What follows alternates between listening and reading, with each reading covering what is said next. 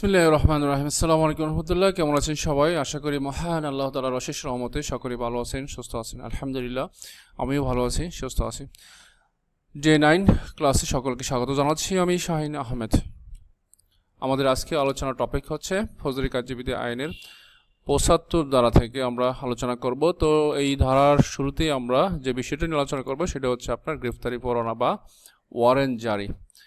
তো গ্রেফতারি পরোয়ানা বা ওয়ারেন্ট জারির যে বিষয়টা সেটা কিন্তু আসলে আমরা এখানে ৭৫ থেকে শুরু করে আপনার ৮৬ ধারা পর্যন্ত এখানে টোটালি হচ্ছে গ্রেফতারি পরোয়ানা জারি করার যে নিয়ম কারণ আছে, জারি করার যে পদ্ধতি, সেই বিষয়টা নিয়ে কিন্তু আলোচনা করা হয়েছে। অ্যাকচুয়ালি আমরা অনেকে হয়তো মনে করি যে ৭৫ ধারাতে আপনার কি করা হয়েছে, আপনার গ্রেফতারি পরোয়ানা ইস্যু করা হয়েছে বা গ্রেফতারি পরোয়ানা জারি করা হয়েছে, সেই বিষয়ে হয়তো বা আলোচনা করা হয়েছে না।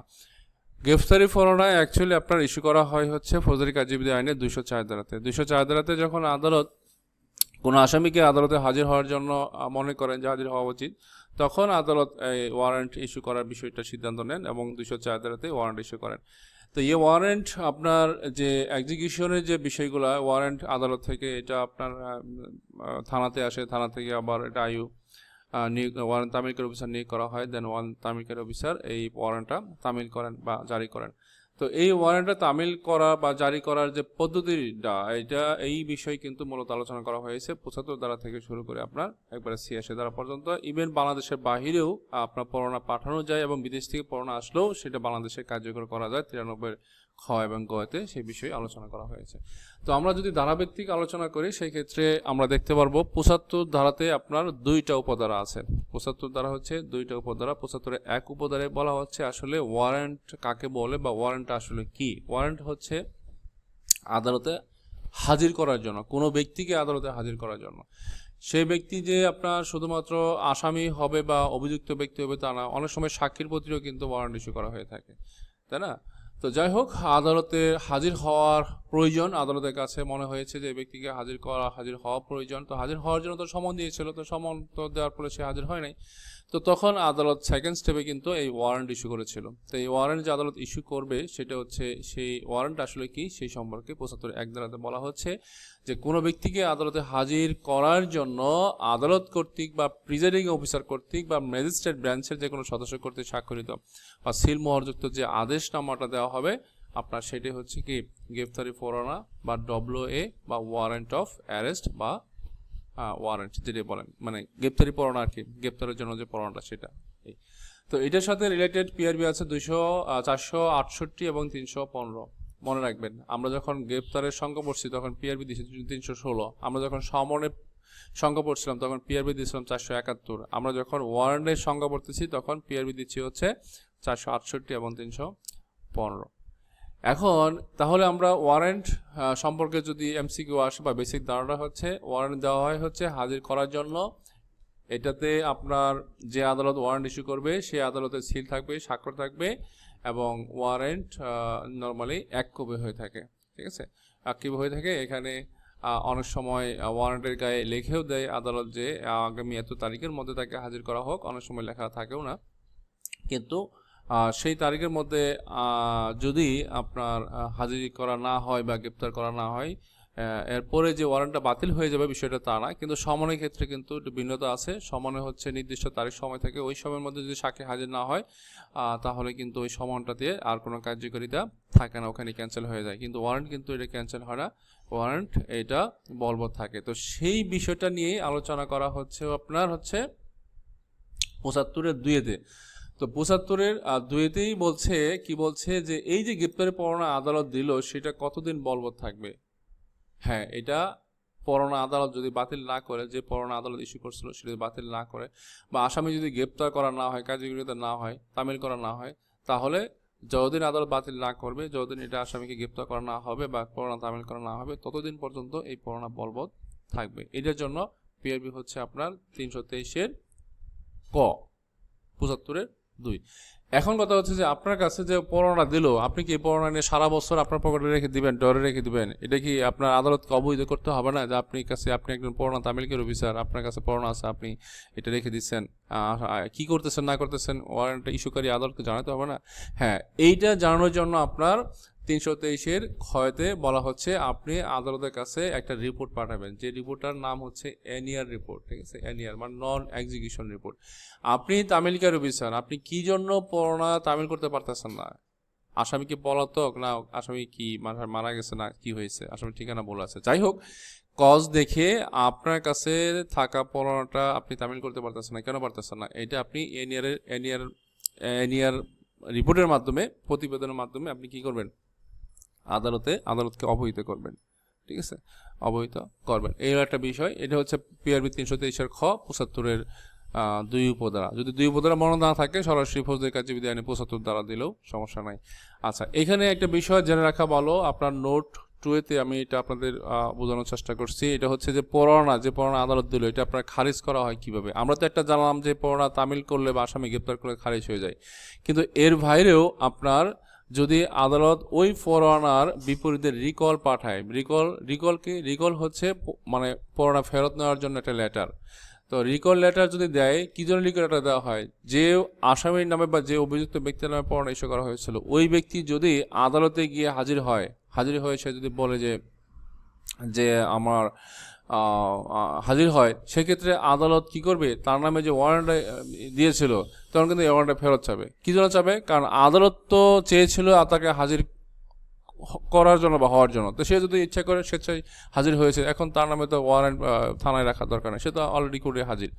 সেই জন্য আদালত ওই পরোয়ানাটা ইস্যু করেছিল সেই পরোয়ানাটা ফেরত নিবে বা ফেরত নেওয়ার জন্য যে লেটার দিবে সেটা হচ্ছে রিকল লেটার। তার মানে রিকল লেটার দেওয়া হচ্ছে পরোয়ানার এগেনস্টে, যে নামে পরোয়ানা ইস্যু করা হয়েছিল সেটার পরোয়ানাটা ফেরত নেওয়ার জন্যই আদালত কি এই রিকল লেটারটা দিয়ে থাকে। এছাড়াও আপনার ওডি বলতে আমাদের একটা কথা আছে প্রচলিত থানাতেই, ওডি বলতে অন্যান্যভাবে আপনার পরোয়ানা নিষ্পত্তি হয়ে থাকে। যেমন আসামি যদি মারা যায়, আসামি যদি ঠিকানা সঠিক না থাকে, কিংবা এরকম যদি হয় যে একই মামলার একই ব্যক্তির নামে পরপর 2টা পরোয়ানা ইস্যু হয়ে গেছে, আগে একবার হয়েছে এখন একটা হয়েছে, তাহলে আপনার পূর্বে যে পরোয়ানা ইস্যু হয়েছিল, পুরাতন পরোয়ানা যেটা আছে ওইটা আদালতে ফেরত পাঠাতে হবে এবং বর্তমান পরোয়ানাটা আপনার বহাল থাকবে। এইভাবে কিন্তু আপনার পরোয়ানা কি হতে পারে? খারিজ হতে পারে। এখন পরোয়ানা খারিজের সম্পর্কে যদি প্রশ্ন আসে, তাহলে আপনাদের যে ধারণাটা দিলাম এটার উপরে বেস করে আপনি যতটুকু পারেন লিখবেন। ধারা ওইটাই 75, এবং যেহেতু পরোয়ানা বলছে পিআরবি হচ্ছে আপনার বিশেষ করে খারিজের যে বিষয়টা আছে আপনার এখানে, এই জন্য 323টা দিয়েন। 323-এর খ দেওয়ার দরকার নেই, সরাসরি 323। ঠিক আছে, এই হচ্ছে আপনার 75-এর 2 উপধারা। ওকে, এইবার আসেন হচ্ছে 76 দ্বারা কি বলছে দেখেন। 76 দ্বারাতে বলছে যে আপনার এটা হচ্ছে জামিনযোগ্য পরোয়ানা। আদালত যদি পরোয়ানার উপর লিখে দেয় যে আসামি যদি আপনার কি করতে পারে, জামানত নিতে সমর্থ হয়, সেক্ষেত্রে আপনি তাকে ছেড়ে দিবেন। হ্যাঁ, এরকম যদি লেখা থাকে পরোয়ানার মধ্যে, তাহলে আপনি ছেড়ে দিতে পারবেন। তবে এখানে ছেড়ে দেওয়ার সময় এই বিষয়গুলো লক্ষ্য রাখতে হবে: জামিনদারের সংখ্যা, অর্থের পরিমাণ, জামানত বা আদালত কয় তারিখে সে আদালতে হাজির হবে, এই বিষয়গুলো আপনার কি করতে হবে? মুসলিকার মধ্যে উল্লেখ থাকতে হবে। এবং পরোয়ানাকারী অফিসার এই যে জামিন দিলে সে মুসলিকাটি কি করবে? সংশ্লিষ্ট আদালতে আপনার কিন্তু পাঠাই দেবে। এই হচ্ছে আপনার 76 ধারাতে। এটা হচ্ছে একটা জামিনযোগ্য ওয়ারেন্ট, যদি পরোয়ানার মধ্যে জামিনের কথা উল্লেখ থাকে। হ্যাঁ, যে আসামিকে জামিন দেওয়া যাবে যদি সে শর্তগুলো ফুলফিল করে। ঠিক আছে, নির্দিষ্ট সময় হাজির হবে, সে বন্ড সংগ্রহ করতে পারে, তাহলে তাকে জামিন দেওয়া যাবে। এই হচ্ছে আপনার 76 ধারার বিষয়বস্তু। 77 ধারাতে হচ্ছে যদি আদালত দেখে যে আসলে 77 ধারা বেসিক নলেজ মানে কনসেপ্টটা হচ্ছে এরকম যে আদালত পরোয়ানা কার উপর জারি করবে। সমন তো হচ্ছে ওই যে পুলিশ বা অন্যান্য সরকারি কর্মচারী জারি করা হতো, এখন পরোয়ানা জারি করা হবে। এখানে 77 বলছে এটা এক বা একাধিক পুলিশ দ্বারা করা হতে পারে, বা আদালত চাইলে যে কোনো ব্যক্তির উপরও পরোয়ানা জারি করতে পারে। তাহলে আদালত পরোয়ানা জারি করবে ব্যক্তির উপরে, ওই ব্যক্তি কি করবে? পরোয়ানা কার্যকরী করবে। বা আদালত পরোয়ানা জারি করবে পুলিশের উপরে, পুলিশ কি করবে? পরোয়ানা কার্যকরী করা মানে হচ্ছে আপনার পরোয়ানা তামিল করা মানে হচ্ছে আসামিকে অ্যারেস্ট করা, তাই না? এই ভাষাগুলো একটু মাথায় রাখেন। তো যাই হোক, আদালত যদি এরকম এক বা একাধিক পুলিশ অফিসার বা ব্যক্তির উপর পরোয়ানা জারি করে, তাহলে তারা এটা কার্যকরী করবেন।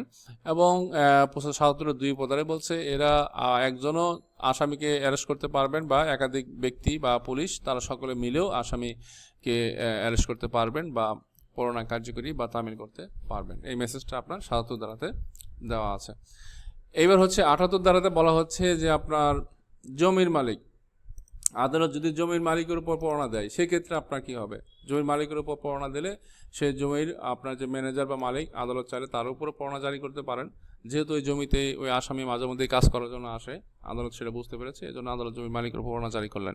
তো পরোয়ানা জারি করার পরে জমির মালিক কী করবেন? যখনই তার জমিতে ওই লোক আসবে জানায় পরোয়ানা ইস্যু করা হয়েছে, তখন এই পরোয়ানা তিনি কী করবেন? কার্যকরী করবেন বা তামিল করবেন। তামিল করার পরে এই জমির মালিক বা ম্যানেজার কী করবে? গ্রেপ্তারকৃত ব্যক্তিকে পরোয়ানা সহ নিকটতম থানায় নিয়ে যাবে। থানা বলতে পুলিশ আর কি, থানা পুলিশের কাছে নিয়ে যাবে। অতঃপর থানা পুলিশ দেখবে যে আসলে পরোয়ানার মধ্যে ৭৬ ধারাতে জামিনের ব্যবস্থা আছে কিনা। যদি থাকে তাহলে সেটা জামিন তাকে ছেড়ে দিবেন, আর না হলে যে আদালত পরোয়ানা ইস্যু করেছে সেই আদালতে পাঠিয়ে দিবেন পরোয়ানা সহ, আসামি সহ। এই হচ্ছে আপনার ৭৮ ধারার বিষয়বস্তু। যেহেতু পরোয়ানা জারি করতে বলতেছি, জারি মানে হচ্ছে PRB ৩১৫, এই বিষয়টা কিন্তু মাথায় রাখতে হবে। আচ্ছা, এরপরে আসেন হচ্ছে আপনার ৭৯ ধারায় কি বলছে দেখেন। ৭৯ ধারায় বলা হচ্ছে যে এই যে আদালত যে পুলিশের কাছে পরোয়ানা জারি করার জন্য দিল, পুলিশের কাছে, এখানে পরোয়ানা পুলিশ বলতে এখানে থানা পুলিশকে বলেছে, তো থানায় দিল আদালত পরোয়ানাটা। তো থানা দায়িত্বে কে আছে? থানার দায়িত্বে আছে কিন্তু হচ্ছে থানার অফিসার ইনচার্জ। তো থানার অফিসার ইনচার্জ আপনার আদালত কিন্তু পরোয়ানার উপর অ্যাড্রেস করে ওসিকে, অন্য কেউ ওসিকে অ্যাড্রেস করে। তো ওসি কি করে? ওসি আবার এটা আবার আপনার নামে হাওলা করে দেয়। এই যে আপনার নামে যে হাওলা করে দিল সেটি কিন্তু মুখে মুখে দিলে হবে না, লিখিতভাবে দিতে হবে। আপনার নাম লিখে দিতে হবে পরোয়ানার উপরে যে এসআই জামাল এই মামলাটি, এই পরোয়ানাটি তামিল করবেন। এই যে বিষয়টা না, এই নিয়মটাই এইটা হচ্ছে আপনার ৭৯ ধারাতে, ঠিক আছে। আর যাই হোক, এখন ওসি সাহেব আপনার কাছে দিল পরোয়ানাটা, দেওয়ার পরে আপনি পরোয়ানা কি করবেন? পরোয়ানা নিয়ে আসামিকে অ্যারেস্ট করতে গেছেন, গ্রেপ্তার করতে গেছেন। আর আসামি যদি বলে যে আপনি আমাকে অ্যারেস্ট করতে আসছেন, কি কাগজপত্র কি আছে বা কি বলে অ্যারেস্ট করবেন, আপনি কিন্তু আসামি এটা জানার অধিকার আছে তাকে কেন গ্রেপ্তার করা হচ্ছে। প্রয়োজনে এটা সে জানতে পারে, এটা তার আইনগত অধিকার। তো এই জন্য আপনি পরোয়ানা সারমর্ম তাকে জানাবেন। ৮০ ধারায় বলছে এটা, যে গ্রেপ্তারকৃত ব্যক্তিকে গ্রেপ্তার করার সময় তার গ্রেপ্তারের সারমর্ম জানাতে হবে, কী জন্য তাকে গ্রেপ্তার করা হচ্ছে, ঠিক আছে। যাই হোক, তো আপনি গ্রেপ্তার করলেন, করার পরে ৮০-৮১ ধারা বলতেছে আপনি গ্রেপ্তার করার পরে আপনার থানায় নিয়ে আসলেন। তো থানায় নিয়ে আসার পরে আপনি হাজত থানা থেকে আপনার হচ্ছে ম্যাজিস্ট্রেটের নিকট প্রেরণ করবেন। এখানে আপনি সময় পাবেন হচ্ছে ২৪ ঘন্টা। আমরা ৬১ ধারাতে পড়ে আসছিলাম ২৪ ঘন্টার বেশি কিন্তু সময় নেওয়া যাবে না, ঠিক আছে। ২৪ ঘন্টার মধ্যে আপনার আসামিকে করে পাঠাইতে হবে। এই যে বিলম্ব বলছে না, বিলম্ব বলতে ২৪ ঘন্টার মধ্যে তাকে করে পাঠাইতে হবে, ঠিক আছে। এই হলো আপনার ৮১। তো যাই হোক, আপনার ৮২ ধারায় বলছে যে আপনার গ্রেপ্তারি পরোয়ানা দেশে যে কোনো স্থায়ী কার্যকর করা যাবে। এখন আপনার কাছে পরোয়ানা আছে, আসামি আছে মনে করেন আছে দিনাজপুর, আপনার কাছে পরোয়ানা আছে, আপনি আছেন ঢাকাতে। এখন আপনি কি ঢাকা থেকে এই পরোয়ানা নিয়ে দিনাজপুর যে আসামিকে অ্যারেস্ট করতে পারবেন কিনা? হ্যাঁ, এই ক্ষমতা আপনাকে কিন্তু দেওয়া আছে ৮২ ধারাতে, যে গ্রেপ্তারি পরোয়ানা দেশের যে কোনো স্থানে গিয়ে কার্যকর করা যাবে। যেরকম ওই যে আমরা পড়ছিলাম না, কত মেবি ৫৬তে মনে পড়ছিলাম। যাই হোক, ৮১তে হচ্ছে পরোয়ানার বিষয়টা বলছে আর কি, পরোয়ানা আপনি দেশে যে কোনো স্থানে গিয়ে কার্যকরী করতে পারবেন, ঠিক আছে। ওকে, এখন পরবর্তী ধারা হচ্ছে আপনার ৮৩, দেখেন খেয়াল করেন। ৮৩ ধারা বলছে যে আদালতের এখতিয়ারের বাইরে পরোয়ানা জারি করা যাবে কিনা। আমরা এই টপিকটা আপনার ট্রেন মানে জেড ট্রেনের মধ্যে রাখতে চাচ্ছি, কারণ হচ্ছে ৮৩, ৮৪, ৮৫, ৮৬ এখানে এই ধারাগুলো একটু ক্রিটিক্যাল। আমরা আরেকটু কোল্ড ব্রেনে বা কোল্ড মেজাজে আমরা এই ধারাগুলো পরবর্তীতে আপনার শেখার চেষ্টা করব। তো নেক্সট ভিডিও দেখার আমন্ত্রণ জানিয়ে আজকের মতো এখানেই আমার এই ক্লাস এই সেশনটা শেষ করছি।